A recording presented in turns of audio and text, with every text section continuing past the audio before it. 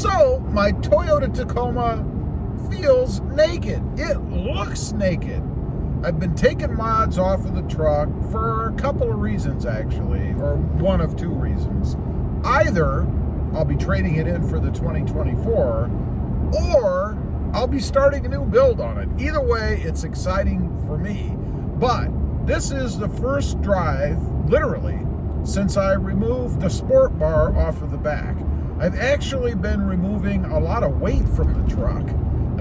It all adds up, right? The sport bar, I think it weighed something like 80 pounds, something like that. And the light bar that I had across the top with those 6 pod lights on it, and the angle iron holder that I made, along with all the hardware, wiring, all that stuff, it was at least 20 pounds. That sucker was heavy.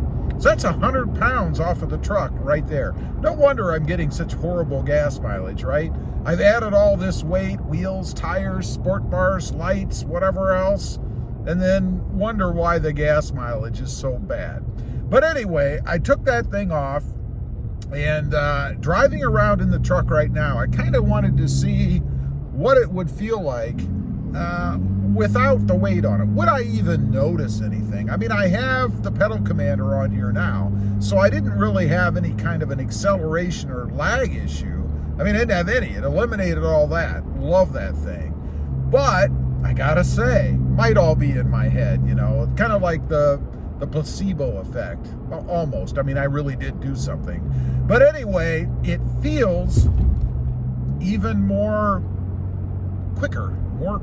It feels even faster, I think, than it was before. More, maybe, responsive, I guess. I don't know. Maybe wind resistance, too. You know, when I had that light bar across the top with all those pod lights, it's like creating a wall across there, which, of course, the truck has to overcome as you're going through the air. And if it's a windy day, which is like every day here in South Texas, you're going to have even more pushing against you. Not to mention the sport bar itself, but that would really be more of a crosswind kind of thing because it doesn't really stick up above the truck. So it does feel a little bit different to me. Of course, it looks a little bit different, both from the inside and out. I mean, when I look at the truck now, it's basically, besides a couple of small things, a stock truck. I mean, it's got tinted windows still in the front, so we have that. It's got the rain guards or the window visors, whatever you want to call them, so that's a little bit different. And then a couple of RobMotive badges on the sides. But that's really it, unless you look at it from the front. Then we have the slimline grill, or not grill, but bumper up there. I did take the RobMotive grill off. You know, it had the RobMotive channel name in the front. People have been asking me about that because they've seen it in live streams or stuff. I did go ahead and remove that, obviously. So the truck pretty much has a stock look. A lot of electric lime green. No real black accents to offset against it in the form of the sport bar, the lights, or even that grill, which I do like the stock grill, by the way.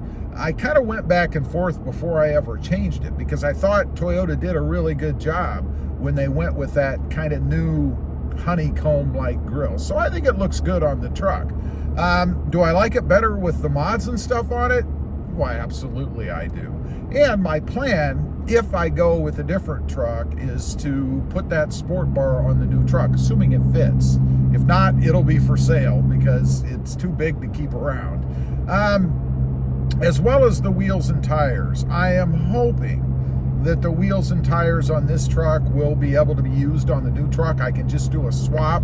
But I've been getting conflicting reports from folks out there, you guys, telling me that they won't work because the hub is bigger or something. I don't know. So we'll see. I'll find that out if I go that way. Now, you're probably wondering, and I know a lot of people are saying, oh, you're taking the mods off because you're going to go that way. You've already made up your mind. You probably already have the truck.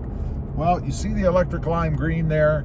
I don't already have the truck, or I wouldn't be sitting in this one. Unless, of course, the dealer let me take it out for a test drive as a used truck, right? But I really haven't made up my mind for sure yet. And economics are going to kind of determine what I do as well. I've mentioned on the channel multiple times that I am not going to pay a markup for the next truck, a dealer adjustment, if you will. I'm still seeing a lot of them out there, but in talking to different dealerships, I've come to realize that that is not a sticking point. The dealer would like to have that money, of course. I mean, you'd probably like to have a raise, right? But you're still at the job you were at, so you were willing to accept what they're still paying you. Kind of the same thing with these dealer adjustments, you know. You don't have to pay them, they're negotiable.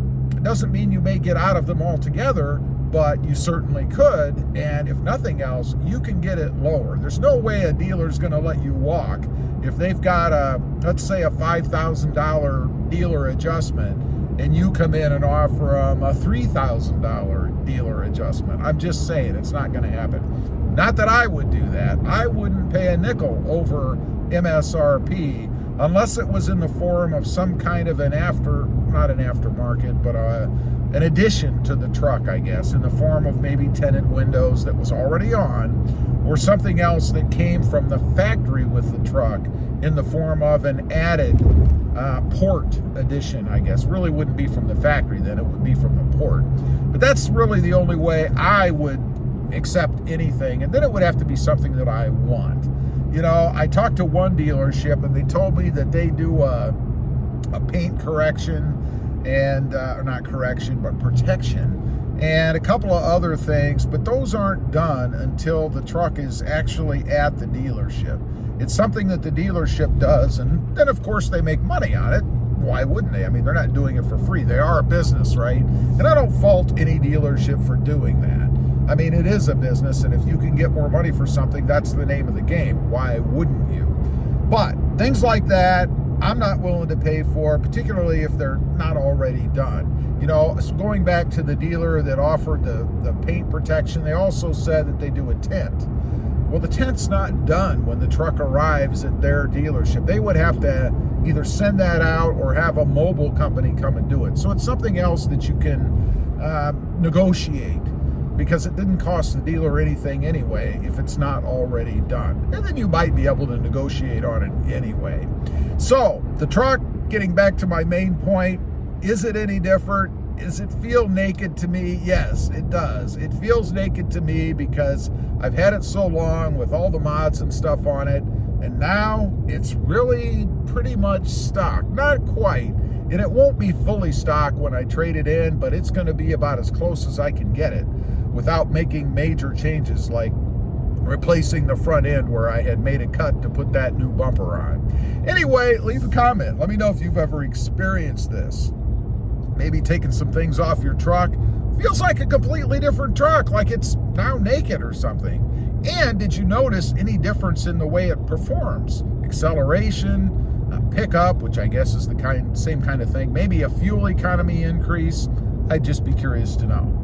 Thanks for watching. Stay safe out there. Bye.